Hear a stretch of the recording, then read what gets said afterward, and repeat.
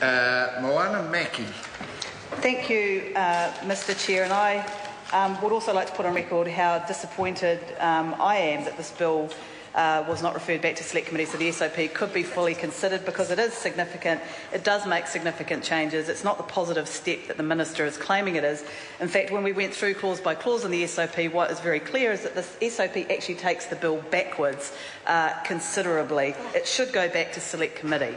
I want to address some of the Minister's comments on the purpose clause of the bill, because it does not meet the test of our international obligations under the United Nations Convention on the Law of the Sea.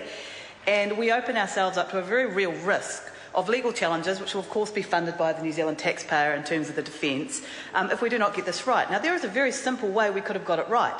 Put the wording of UNCLOS into the purpose clause of the bill. That's what other countries have done. If we use the terms preserve and protect the marine environment in the purpose clause of the bill, then it removes any uncertainty that we're not consistent with UNCLOS.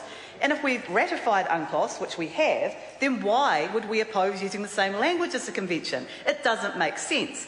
If we agree with UNCLOS, which we must do because we've ratified it, then using the language of UNCLOS shouldn't be something that the government opposes. Unless, of course, they think that UNCLOS is far too restrictive and might stop some of the oil and gas exploration that they've got planned from going ahead, because it's the only plan they have for the economy. So the Minister and the Chair is a lawyer. She knows that this could have removed an awful lot of legal uncertainty. Instead, she's decided that she's just going to wing it and take the risk. And I want to read to the Minister Part 12 of UNCLOS. There's a suite of provisions in there, because the Minister's very fond of saying, well, there's a whole lot of things under UNCLOS and they all have to be taken into context. Well, Article 192 of UNCLOS says, quote, states have the obligation to protect and preserve the marine environment, unquote. Now, that is not qualified in any way. Nowhere does it say unless this or unless that. Nowhere is there a provision that overrides that. It says we have an obligation to protect and preserve the marine environment. Article 193 provides that the right to exploit natural resources must be in accordance with the duty to protect and preserve the marine environment. It could not be more clear. So why the Minister, whilst coming up with a clause from the RMA which is better than the one that's in the bill, but at the end of the day, it still doesn't get us over the line. So it doesn't matter actually how close we get to that line. If we're not over it, then we're in breach of our international obligations. In breach of those international obligations, and that's what the Labour Party has been concerned about from the first reading of this piece of legislation. So how the Minister can continue to claim that because she's aligned the purpose clause with the RMA, that somehow meets our international obligations. The RMA doesn't have to be consistent with UNCLOS, Minister. So just because it's consistent with the RMA doesn't make it consistent with UNCLOS. It was anyway. Sorry? It was anyway. It was not consistent. Then why would we not, instead of having this toing and froing, why would we not provide absolute certainty and use the language of UNCLOS? Use the language, preserve and protect the marine environment, and then we don't have to worry about it. Because we've ratified UNCLOS, so obviously we agree with that. So why would we not just use it, and then we don't even have to have this argument anymore? The reason we're not going to use it is because the Minister well knows, and as one of the energy companies told us when they came to Select Committee, we like this because it's intended to be more permissive than the RMA. And that's what they told us, and that's the reason that the purpose clause is deliberately not consistent with our international conventions. And I want to talk about clause 11 of the Minister's SOP. And this is a clause around our international obligations. Now, when the bill came back from the Select Committee, we actually strengthened this clause up significantly. And we were clear, we said this Act must be interpreted under various international conventions relating to the marine environment, including UNCLOS and the Convention on Biological Diversity. And we thought that made it quite clear that everything in this Act was meant to be and intended to be consistent with our international obligations. Well, this has now been changed, Mr Chair. And Clause 11 now reads, this Act continues or enables the implementation of New Zealand's obligation. In other words, we're not quite there yet. We're not quite there yet. We're continuing to implement our obligations, but we don't want to say that it does implement our obligations because that would be a much tougher test and it will be interpreted differently. And there's a piece in the explanatory note of the Minister's SOP, which I think was particularly interesting as well. When she talked about Clause 11, she says, Mr Chair. Moana Maki. Thank you. Clause 11, and her explanation is, which provides for the Act to be interpreted under various international conventions, is replaced. New Clause 11 records that the Act continues or enables the implementation of New Zealand's international obligations, and this is the interesting bit, so that a decision maker under the Act does not need to look beyond the Act to be sure that he or she is complying with those obligations.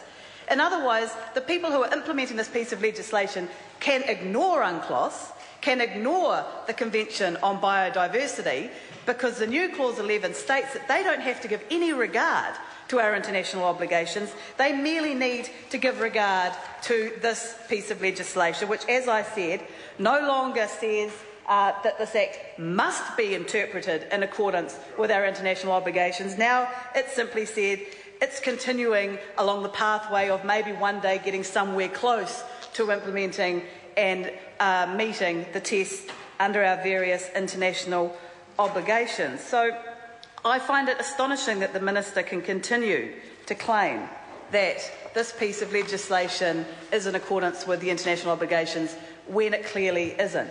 Whilst the concept of sustainable management is a good one, and it's disappointing that throughout the rest of the bill we would have liked to have seen more consistency with the RMA. The one part of the bill, which was a purpose clause where we weren't calling for the same language as the RMA, is the one where she's actually done it, and then everywhere else in the bill where we've said please use the language of the RMA, she's completely ignored it. Because the purpose clause must be consistent with our international obligations, and it is not. It is not. It is quite clear it is not. We have a right to exploit the resources in our exclusive economic zone, but that right comes with a duty and an obligation to protect and preserve the marine environment. That is not a balance, as the government were talking about before. That is not the language that we have in there now. Where is the language that states that we understand under this legislation there is an obligation, a duty to protect and preserve the marine environment? And if the national government thinks that this piece of legislation does do that, then why would they leave so much uncertainty? Why would they not just put that language in the legislation so that we can be in no doubt that the purpose of this legislation is to protect and preserve the marine environment? There is only one reason why you would not use that wording, and it's because you don't want to protect, sorry Mr Chair, the government doesn't want to protect and preserve the marine environment. That is the only reason. The only reason you would not do something so simple is because you don't want that to be the outcome of this piece of legislation. That's the only reason. It would be nice if one of the National Party members will be honest enough to actually say that in the course of this debate. Because, yes, I agree with the Minister, we need legislation in place. But at the same time, we do not need to be going out there and ramping up oil and gas exploration before this bill is passed.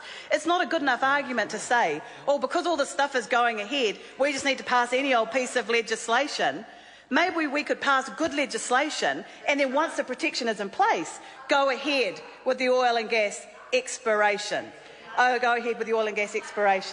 That would seem to be a sensible way around of doing it, instead of putting the cart before the horse and allowing the gates to open. And we're going to have some very interesting debates on the transitional provisions around this piece of legislation, which really have just opened the gates to completely allowing exploration to go ahead with no marine consent and no input. We look forward to that debate. It is really disappointing that the Minister wasn't prepared to work with the members of the Labour, Green and New Zealand First parties who came to her and met with her saying we need to find a compromise on the purpose clause and on this piece of legislation because it is too important. Instead, the Minister dumped the SOP at a meeting with Grant Robertson sitting next to her, Eugenie Sage. They had no idea it was coming. She didn't give us the courtesy of saying, look, I've taken on board what we said in the meeting. I'm going to release an SOP. Here's basically what it does. This is too important to be a piece of legislation that pendulum swings between governments. We could have found a compromise. We were not that far away.